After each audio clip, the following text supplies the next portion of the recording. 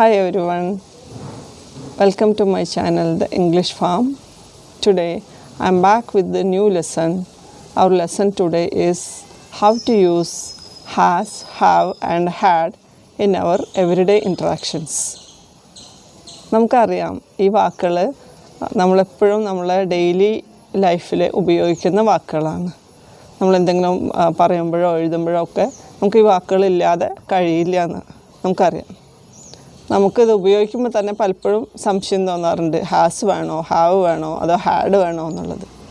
അപ്പോൾ ഇന്നത്തെ ഈ വീഡിയോയിലൂടെ ഞാൻ പറയാൻ പോകുന്നത് എങ്ങനെ നമുക്ക് ഈ വാക്കുകൾ കറക്റ്റായിട്ട് ഓരോ സെൻറ്റൻസിനും അനുസരിച്ച് നമ്മൾ ഉദ്ദേശിക്കുന്ന മീനിങ്ങോടുകൂടി ഉപയോഗിക്കുക എന്നുള്ളതാണ് ഞാൻ ഈ വീഡിയോയിലൂടെ ക്ലിയർ ആക്കാൻ പോകുന്നത്. അപ്പോൾ വീഡിയോ അവസാനം വരെ കാണാം.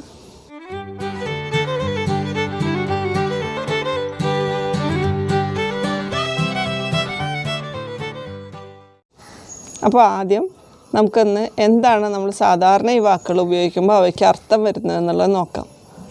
ആദ്യം നമുക്ക് ഹാസ് ആൻഡ് ഹാവ്, ഈ രണ്ട് വാക്കുകൾക്ക് സാധാരണ നമ്മൾ അർത്ഥമാക്കുന്നത് ഉണ്ട് എന്നുള്ള അർത്ഥമാണ്. For example, I have A sister, എനിക്ക് ഒരു സിസ്റ്റർ ഉണ്ട്. ദെൻ വേറൊരു എക്സാമ്പിൾ പറയുകയാണെങ്കിൽ ഹി ഹാസ് എ കാർ, ഇവിടെ അവന് ഒരു കാറുണ്ട്. അപ്പോൾ ഇവിടെ ഉണ്ട് എന്നുള്ള അർത്ഥമാണ് വരുന്നത് സാധാരണ യൂസേജിൽ. ഇനി ഹാഡ് എന്നുള്ളത് എങ്ങനെ ആവും? ഹാഡ് എന്നുള്ളത് നമ്മൾ മീൻ ചെയ്യുന്നത് ഉണ്ടായിരുന്നു. My father had A bicycle, എൻ്റെ അച്ഛന് ഒരു ബൈസിക്കിൾ ഉണ്ടായിരുന്നു. അത് ഒരു കഴിഞ്ഞ കാലം, അതൊരു പാസ്റ്റ് ടെൻസ് കാണിക്കാനാണ് നമ്മൾ ഹാഡ് ഉപയോഗിക്കുന്നത്. അപ്പോൾ ഈ ബേസിക് മീനിങ് മനസ്സിലാക്കിയിരിക്കുക. അപ്പോൾ ഇന്ന് ഞാൻ ഒരു കഥയിലൂടെയാണ് ഹാസ്, ഹാവ് ആൻഡ് ഹാഡ് എന്നുള്ളത് എങ്ങനെ ഉപയോഗിക്കാമെന്ന് നിങ്ങളോട് പറയുന്നത്. അപ്പോൾ ഈ കഥ ശ്രദ്ധിച്ച് കേൾക്കുക, എന്നിട്ട് ഇത് ഓർത്ത് വയ്ക്കാൻ കഴിഞ്ഞാൽ നിങ്ങൾക്ക് കറക്റ്റായിട്ട് നമ്മുടെ എവരിഡേ കോൺവെർസേഷനിൽ ഹാസ്, ഹാവ് ആൻഡ് ഹാഡ് എന്നുള്ളത് ഉപയോഗിക്കാൻ കഴിയും. അപ്പോൾ എല്ലാവരും ശ്രദ്ധിച്ചിരിക്കുക. Okay. 8 months ago, my friend Elizabeth, who has a car, suggested that we could go on a trip to Manali. Elizabeth has beautiful eyes that everyone admires. She also has a passion for traveling. After some planning, we started our trip by the end of February. We reached Delhi after visiting a few places. I have my uncle living at Delhi with whom we stayed for a night. Next morning, we started towards Manali and spent 3 days there. At Manali, we were having a great time with river rafting and ice skating. Together, we had great fun. On our way back to Delhi, we tried some street food. We had some pasta and momos. Within a few hours after reaching the room, my friend Elizabeth had intense stomach ache due to food poison. We had to hospitalize her for 2 days. We returned the next week after her recovery. In spite of this unexpected problem, we had a memorable experience. അപ്പോൾ ഇതാണ് കഥ. ഇനി ഈ കഥ analyse ചെയ്യുന്നതിന് മുന്നേ has, have and had കറക്റ്റായിട്ട് ഉപയോഗിക്കാൻ കുറച്ച് റൂൾ അറിഞ്ഞിരിക്കണം. അപ്പോൾ അതെന്താണെന്ന് നോക്കാം.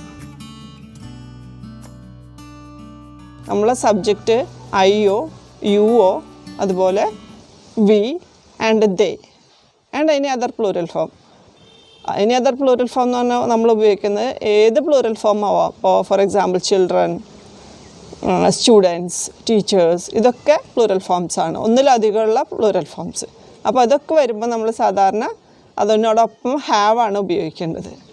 അപ്പോൾ നിങ്ങൾ ചോദിക്കാം ഐ എന്നുള്ളത് സിംഗുലർ അല്ലേന്ന്. പക്ഷേ ഈ റൂൾ അനുസരിച്ച് ഐയോടൊപ്പം നമ്മൾ ഹാവ് ആണ് ഉപയോഗിക്കേണ്ടത്.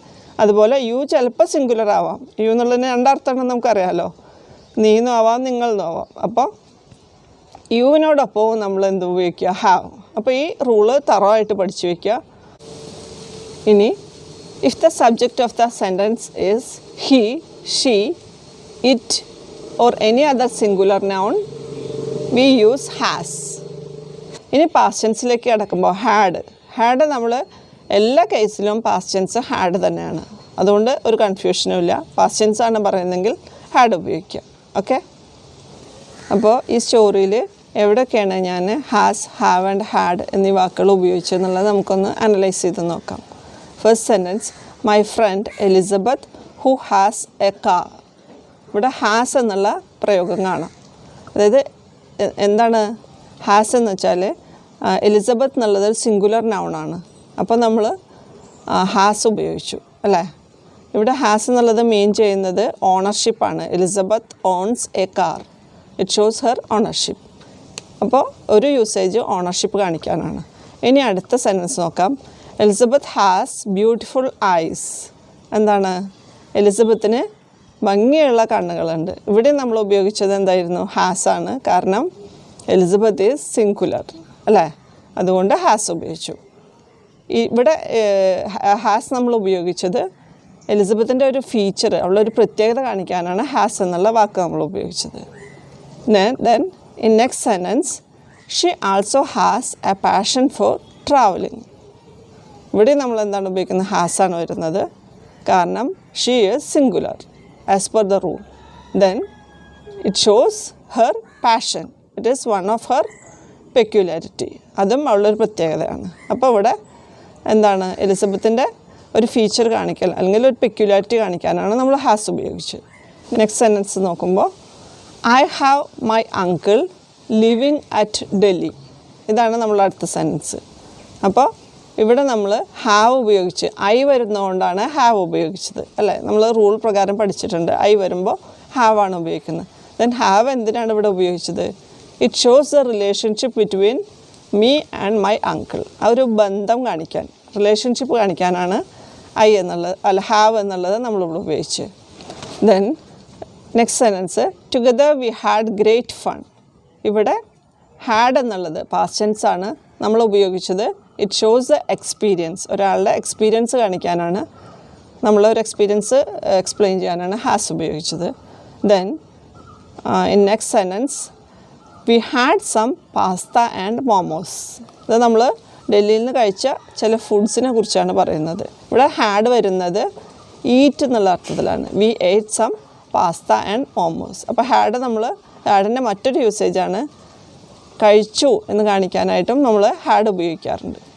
ഓക്കെ. ഇനി അടുത്ത സെൻറ്റൻസ് നോക്കുമ്പോൾ, my friend Elizabeth has intense stomach ഏക്ക്.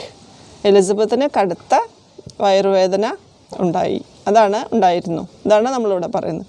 അപ്പോൾ ഇവിടെ നമ്മൾ ഹാഡ് ഉപയോഗിച്ചത് എന്തിനാണ്? It shows A disease.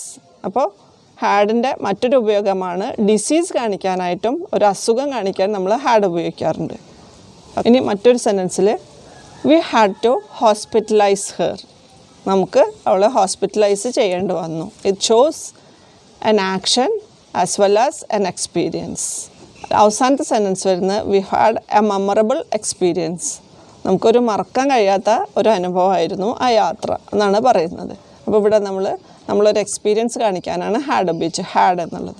അപ്പോൾ ഈ സെൻറ്റൻസുകളിലൂടെ നമ്മൾ ഹാസ്, ഹാവ് ആൻഡ് ഹാഡ് എന്നുള്ള വാക്കുകൾ ഉപയോഗിച്ചത്, ഒന്ന് ഓണർഷിപ്പ് കാണിക്കാൻ, രണ്ട് ഒരു ഫീച്ചർ കാണിക്കാൻ ഉപയോഗിച്ചു, മൂന്ന് റിലേഷൻഷിപ്പ് കാണിക്കാൻ ഉപയോഗിച്ചു, നാല് ഡിസീസ് കാണിക്കാൻ ഉപയോഗിച്ചു.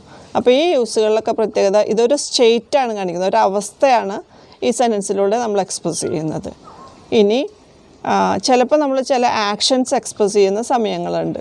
അപ്പോൾ അവിടെ നമുക്ക് വേറൊരു കാര്യം കൂടി ശ്രദ്ധിക്കാണ്ട്, ചിലപ്പോൾ നമ്മൾ ഹാവിങ് എന്നുള്ള വാക്ക് ഉപയോഗിക്കും. അത് സാധാരണ നമ്മൾ ഹാവിങ് ഉപയോഗിക്കുക രണ്ട് കാര്യമായിട്ട് റിലേറ്റ് ചെയ്തിട്ടാണ്. ഒന്ന് ഹാവിങ് ഫുഡ് എന്നുള്ള അർത്ഥത്തിൽ, ഈറ്റിംഗ് എന്നുള്ള മീനിങ് കൺവേ ചെയ്യാൻ ഉപയോഗിക്കും. രണ്ടാമത് നമ്മൾ ഒരു ആക്ഷൻ ഒരു പെർഫോമൻസിനെ കുറിച്ച് റെഫർ ചെയ്യുമ്പോൾ നമ്മൾ ഹാവിങ് ഉപയോഗിക്കാറുണ്ട്. അപ്പോൾ അത്തരം ചില സെൻറ്റൻസ് നമുക്ക് നോക്കാം. Rahul is having breakfast. അവിടെ ഈറ്റിംഗ് എന്നുള്ള അർത്ഥത്തിലാണ് നമ്മൾ പറയുന്നത് ഹാവിങ്. വേറൊരു സെൻറ്റൻസ് പറയുന്നത്, Dinesh is having a bath. ഇവിടെയൊക്കെ നമ്മളെന്താ മനസ്സിലാക്കുന്നത്? ഹാവിങ് എന്നുള്ളത് ഒരു ആക്ഷനെയാണ് ഇൻഡിക്കേറ്റ് ചെയ്യുന്നത്. അതുപോലെ ഭക്ഷണം കഴിക്കുക എന്നുള്ള അർത്ഥത്തിലാണ് ഉപയോഗിക്കുന്നത്. അപ്പോൾ ഇന്ന് നമ്മൾ പഠിച്ച ഹാസ്, ഹാവ് ആൻഡ് ഹാഡ് എന്നുള്ളതിൻ്റെ ഉപയോഗം എല്ലാവർക്കും മനസ്സിലായിട്ടുണ്ടാവുമെന്ന് വിചാരിക്കുന്നു. ഇനി എന്തെങ്കിലും ഡൗട്ട്സ് ഉണ്ടെങ്കിൽ അറിയിക്കുക, കമൻറ്റിലൂടെ അറിയിക്കുക. അപ്പോൾ എല്ലാവരും ഹാസ്, ഹാവ് ആൻഡ് ഹാവ് എന്നുള്ളത് വളരെ കോൺഫിഡൻ്റ് ആയിട്ട് നമ്മളെ ഡെയിലി കോൺവെർസേഷനിലൊക്കെ ഉൾപ്പെടുത്തുക. അപ്പോൾ thank you, have A great time.